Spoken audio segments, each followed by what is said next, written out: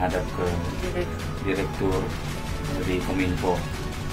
Dan kami tim DPRD Komisi 2 tetap solid melakukan tugas tanggung jawab demi daerah yang kita cintai. Oke, bye-bye, see you again.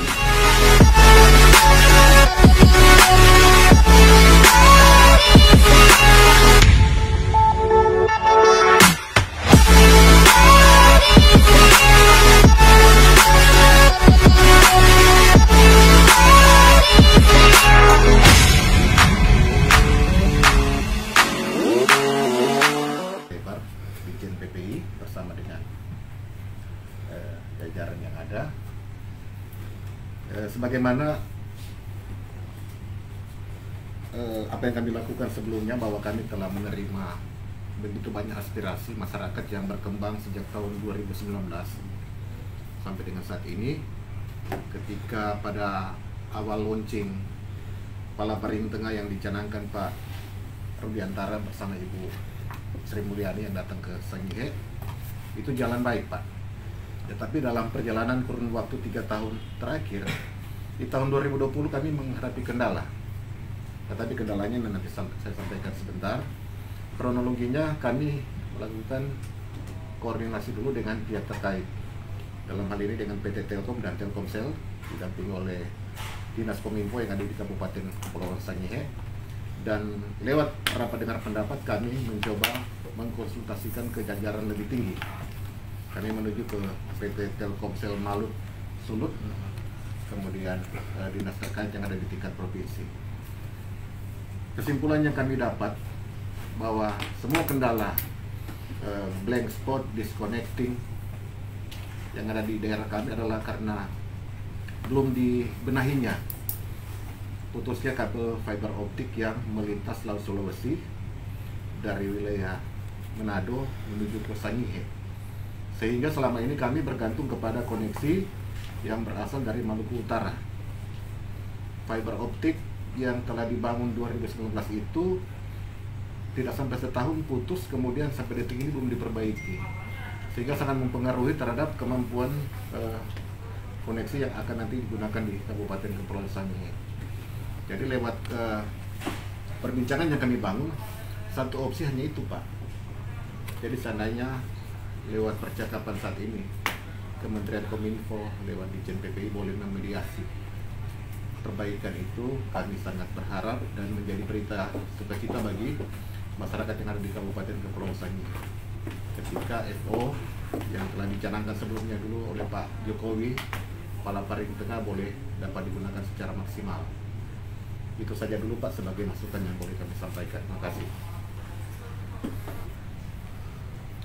Sebelum sampai ke kita coba nanti tindak lanjutin apa yang disampaikan oleh teman-teman DPRD Kabupaten Sangihe, saya perlu menyampaikan dulu pola pengoperasian Palaparing ini. Jadi Palaparing ini memang dibangun berdasarkan kerjasama antara pemerintah dan swasta, namanya public private partnership atau kerjasama kerjasama dengan badan usaha. Nah, dari mulai pembangunannya itu dilakukan oleh badan usaha atau private sector, yang dalam konteks ini mungkin ini Palaparing Timur ya, Timur ya? Tengah ya? Palaparing Tengah. Palaparing Tengah ya? Oh, Palaparing Tengah. Iya, Palaparing Tengah, Pak. Sangihe, Pak. Itu Sulawesi Selatan. Oh iya, Tengah ya, Palaparing Tengah. Jadi memang ada tiga itu, barat, tengah, timur. Oke, tengah. Nah, tengah ini konsorsium PT Land Industri sebagai pelaksana KPBU-nya atau pelaksana badan usahanya. Nah, dimulai dari membangun sampai dia mengoperasikan dalam kurun waktu tertentu sampai 15 tahun, sampai 15 tahun itu akan dilakukan oleh PT Palaparing Barat, yaitu konsorsium dengan beberapa swasta. Nah, lain atau itu sih? Lain, Pak. Kalau tengah lain. Kalau Ya. yang barat sama timur Bukannya CSM itu kan? hotel. Bukan satunya lagi. Komponen Palaparing Tengah itu kemudian dioperasikan. Nah, atas pengoperasian ini dia mendapat atau dititipkan pemerintah setiap bulan atau jadi setiap tahunnya selama 15 tahun, dan ini dipakai untuk mengoperasikan termasuk memelihara. Jadi nanti kita masuk ke case-nya kita ini. Nah, jadi kalau kabel itu putus, maka harus memang diperbaiki. Nanti saya akan koordinasi dengan Bakti. Jadi sebenarnya memang di Kementerian Kominfo itu ada unit kerja yang terkait langsung atau yang mengeksekusi langsung program-program infrastruktur di Kementerian Kominfo. Dia namanya Badan Aksesibilitas Telekomunikasi dan Informatika atau Bakti, ya, yang ini unit kerja yang menganut pola pembiayaan Badan Layanan Umum atau BLU. Nah, dia inilah yang bermitra dengan PT LAN, konsorsium PT LAN membangun Palaparing Tengah, yang salah satu entry point-nya di Kabupaten Kepulauan Sangihe. Nah, jadi dalam konteks ini sebenarnya kalau itu putus dan tidak bisa dioperasikan, maka itu menjadi tanggung jawab konsorsium, karena untuk itulah dia dibayar setiap bulan oleh pemerintah melalui Bakti itu tadi. Nah, informasi ini cukup baik. Nah, tadi disampaikan Pak Ferdi, sampai saat ini belum diperbaiki. Ini menjadi catatan di kita gitu loh. Nanti saya sampaikan ke Bakti agar dia meminta konsorsium lain ini untuk memperbaiki, karena di dalam kerjasama ini, kerjasama pihak swasta dengan pemerintah lewat Bakti itu tadi, itu selalu ada hak dan kewajiban kan, hak dan kewajiban, dan si konsorsium lain itu juga harus mengoperasikan itu dengan suatu tingkat service minimal atau service level agreement namanya. Jadi kesepakatan tentang layanan minimal yang harus dia berikan dalam mengoperasikan Palaparing Tengah ini. Nah, kita juga baru tahu, itu bukan baru tahu sih, surprise gitu loh. Biasanya kalau memang ada putus itu memang butuh waktu untuk perbaikan, tapi bukan selamanya itu nggak diperbaiki gitu loh. Pasti ada kurun waktunya. Jadi namanya itu istilahnya dalam service level agreement itu downtime-nya itu ada berapa minggu, berapa gitu, ada downtime-nya. Demikian juga misalnya di sistem komunikasi yang lainnya, misalnya BTS dan lain sebagainya. Kalau BTS-nya mati atau jatuh, itu tetap harus ada minimal repairment, minimal time to repairment. Jadi waktu minimal untuk memperbaiki kembali itu biasanya di dalam kerjasamanya pasti dituangkan. Kalau kabel putus itu berapa lama dia harus memperbaiki agar ini masih masuk dalam koridor perjanjian kerjasama, sehingga jasanya dia atau jasa layanan itu tetap bisa dibayar sepanjang dia memenuhi service level agreement yang disepakati antara Bakti dengan konsorsium PT LAN. Saya kira itu Pak, nanti ini masukan yang bagus, nanti akan kita tindak lanjutin lewat baktinya, karena dialah yang bekerja sama dengan konsorsium land. Kalau saya langsung ke konsorsium land itu enggak punya apa namanya 2019 ke PT Bakti. Sudah langsung kami sampaikan dalam kunjungan kami pertama ketika kami selesai dilantik. Karena memang periode sebelumnya kami ada komunikasi dengan PT Bakti dan kami mencoba membangun komunikasi tentang perbaikan. Tapi itu yang kami sesalkan sampai hari ini. Baru dapat informasi Bapak ternyata ini konsorsiumnya Bakti ke PT Land. Sehingga setelah ini kalau boleh kami diberikan akses untuk ke Bakti. Memang kami sudah ada agenda ke sana juga. Mohon bantuan Pak Marvel untuk dapat memberikan akses kami ke Bakti. direkturnya Pak. Iya, langsung aja Pak Sakti. Oke, ya karena cuma jalan kaki ini bisa. Iya. Gedungnya itu di ujung situ yang pudar Tengah, Pak, ya? di belakangnya itu. Ya.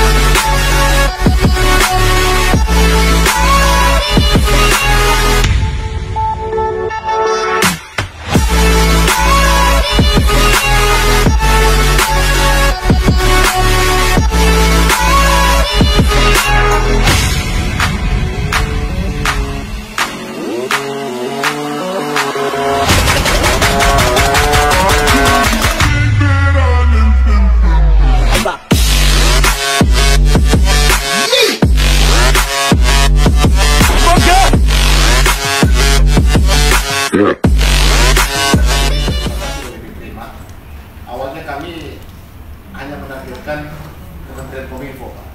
Tetapi setelah kami melakukan diskusi, ternyata kami diarahkan harus seperti ini dalam rangka mendapat informasi yang lebih valid tentang bagaimana teknis pekerjaan di lapangan. Tadi sempat dikatakan bahwa telah dilakukan perbaikan, ada progres yang telah dijalani, tetapi itu yang kami bingung, Pak. Kondisi di lapangan tidak seperti itu. Makanya perlu kami klarifikasi dari PT Bakti tentang kredibilitas PT Land ini yang tadinya katanya ada mengikat kontrak dengan Bakti, dan sebagaimana kita tahu bersama bahwa gangguan telekomunikasi yang dalam Kabupaten Pulau Sadi sudah berjalan kurang lebih 2 tahun lebih, Pak. Kami pernah sampaikan juga itu di awal untuk perbaikan, tetapi syukur kalau memang itu direspon saat ini. Dan sebagai catatan, ketika COVID berlangsung, ketergantungan akan data dari komunikasi cukup besar. Anak sejak bayi itu game dengan musik semua, belajar daring, Pak, kegiatan keagamaan semua terganggu. Apalagi menjelang ujian nasional, Pak. Sehingga ketika kondisi lapangan seperti itu, kami DPRD memberikan diri datang ke Jakarta untuk memberikan atau menyalurkan aspirasi. Mudah-mudahan dapat ditindaklanjuti bapak-bapak yang berkompeten kalau mereka dapat diperbaiki. Tapi sebagai informasi, Pak,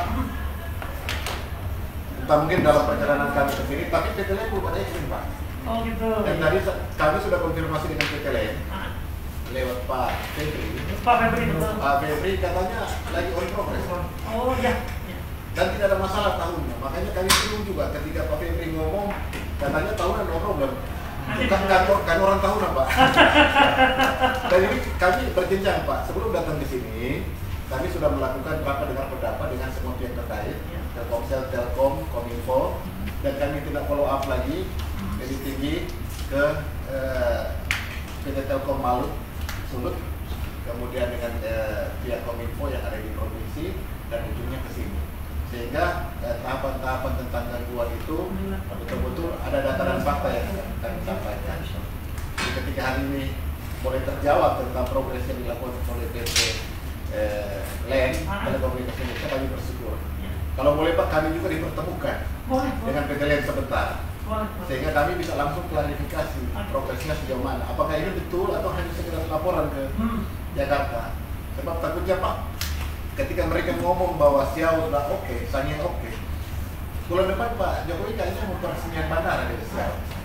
Kalau ngomongnya kayak gitu, kami bisa ungkapkan langsung ke Pak Jokowi, Pak ini omongnya salah Bapak bilang katanya pelaparan tengah no problem, tapi kenyataannya tidak seperti yang Bapak omongin gitu.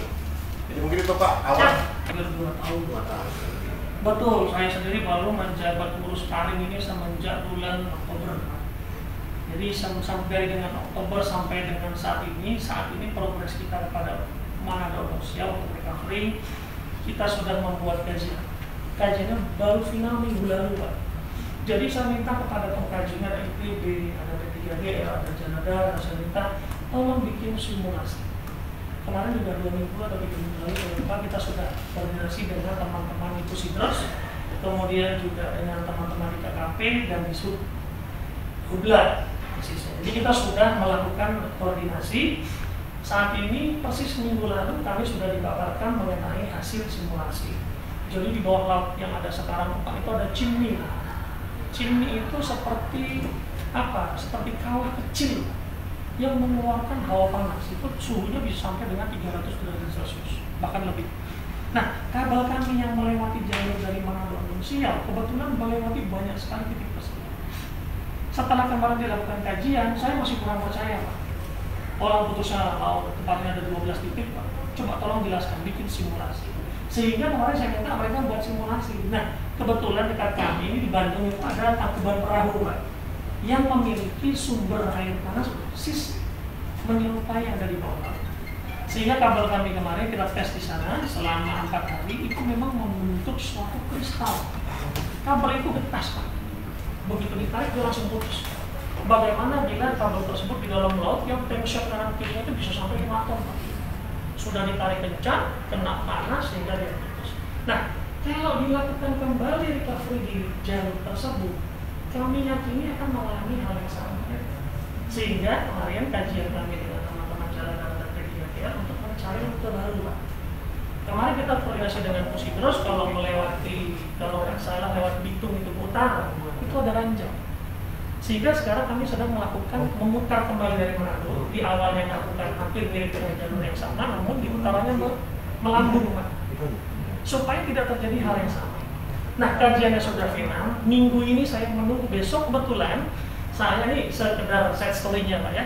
Kita besok berkoordinasi dengan PII Pak, Penjamin Infrastruktur Indonesia, yaitu BUMN dari Kemenkeu yang menjamin pekerjaan kami.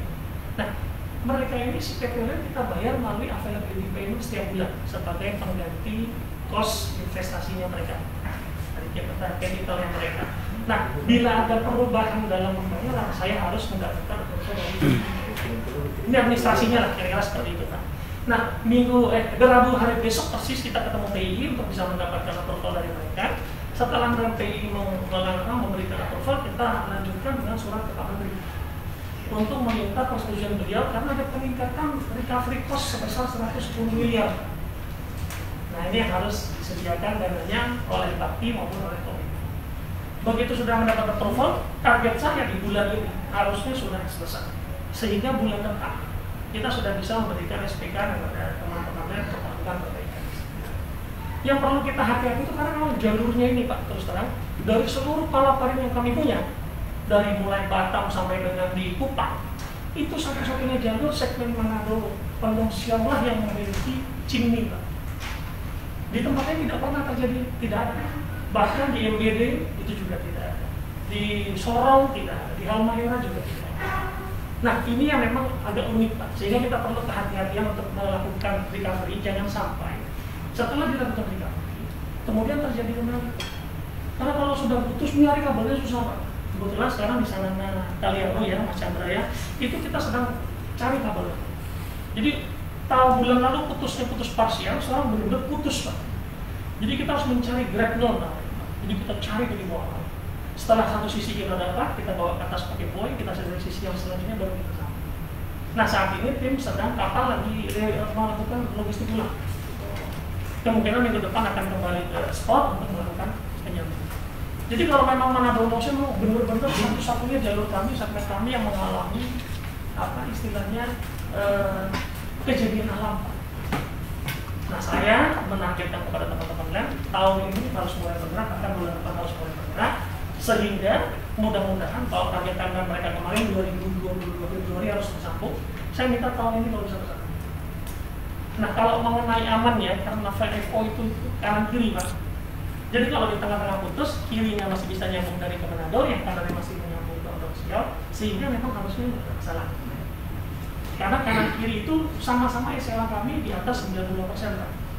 Nah, kalau putus di tengah, kita sambung, alhamdulillah jadi lebih baik.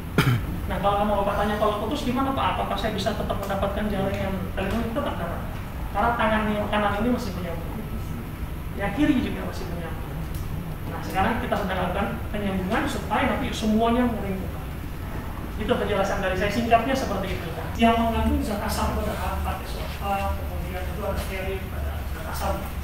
Nah, panas ini yang menyebabkan kabel kita ini putus. Kita sudah melakukan upaya penyambungan, tapi ternyata baru putus yang sekarang di kilometer 9, minggu depan ya putus di kilometer 10 Pak. Jadi hampir berbarengan. Jadi memang benar-benar kita perlu evaluasi yang mendalam, jangan sampai jalur yang kita pakai kemarin kita pasangkan, kemudian putus kembali. Gitu Pak. Nah ini Pak, ini kemarin kita lakukan simulasi di Tangkuban Perahu. Jadi kondisi kabel kita Bapak bisa lihat di foto yang kanan atas Pak. Jadi sudah mengkristal, kemudian menjadi kertas. Nah itu ada video Pak. Ya. Nah ini kondisi yang sudah dilakukan oleh teman-teman LTI atau Visual Teknologi Indonesia. Memang di sana itu dasar waktu kita bisa coba. Jadi si bednya itu membentuk suatu permukaan yang tajam. Yang kedua, terdapat tegangan atau tension yang begitu tinggi, sehingga kabel yang kami kas makin menambah mutu kualitas kabel tersebut. Nah ini dari poin yang tadi yang poin POI-nya nanti yang diotopsial itu. Nah, jadi kita ada dashboardnya nih Pak, memang yang Manado masih putus makanya lebih merah dia. Tapi dari jalur di mana Morotai, kemudian Malungwangi, Ketahunda itu kita masih hijau, masih tercover Pak. Di Manado sendiri itu sudah masuk dengan terkoneksi Telkom ya caranya, dan itu masih tersambung. Jadi sepanjang putus Odongsiau Manado ini tidak berpengaruh terhadap akses telekomunikasi tarik di seluruh kota layanan. Hanya putus di sisi Manado Odongsiau di jalur lautnya saja. Jadi harusnya tidak ada penurunan kualitas Pak. Tapi kondisinya begitu Pak. Telkom Tahuna sama Telkomsel masalah kualitas layanan tetap ada Pak. Betul. Nah memang Telkom itu Pak bagus sampai Manado Pak. Jadi yang utara saya belum ketemu Pak. Saya pernah menyampaikan juga sama Pak Andri waktu itu Pak. Memang belum ada jaringan. Dan selama ini saya beraudiensi dengan Telkomsel kalau menggunakan microwave itu nggak tembus Pak. Betul. Jadi sulit sekali walaupun menggunakan lontong dia tidak tembus. Satu-satunya cara hanya palang. Itu masalahnya. Dan sekarang saya ingat teman-teman Telkomsel sudah menambahkan set di daerah kota layanan untuk khusus di Palataran Tengah. Nanti kalau memang ada yang menemukan jaringan yang kurang bagus, silakan dilaporkan. Jadi ini XLA aktual di kota-kota layanan kami Pak. Itu ada dari Mahathir Hulu sampai dengan Tidore Kepulauan. Jadi XLA-nya itu 95 sampai dengan 100%. Harusnya nggak ada isu Pak. Jadi walaupun putus itu hanya sebagai konektivitas saja. Kaki kanan dan kaki kirinya masih nyambung. Jadi kalau ada teman-teman offshore yang memang bilang kalau itu layanan kurang, telepon saya. Saya ngomong langsung dengan baik. Ya. Kemarin di saya sendiri Pak yang ada order hilang mereka. Di tengah mereka hilang 2,5 miliar. Jadi kalau mereka turunkan SLA karena memang mereka tidak melakukan perbaikan yang sesuai dengan standar, SLA mereka turunkan. Nah, cilakanya kita adalah putusnya Manado Odongsiau tidak menurunkan SLA mereka Pak di Pattaya. Ini yang membuat dulu itu berlarut-larut. Nah, begitu saya incar, saya minta mereka untuk disambungkan. Kebetulan kemarin dalam LHP-nya BPK itu dinyatakan rekomendasi mereka mewajibkan untuk melakukan perbaikan. Jadi kita sudah selaras. Saya punya landasan yang kuat untuk perbaikan juga. Nah, sekarang tinggal menunggu budget dari Pak Menteri. Mudah-mudahan bulan ini selesai, insya Allah.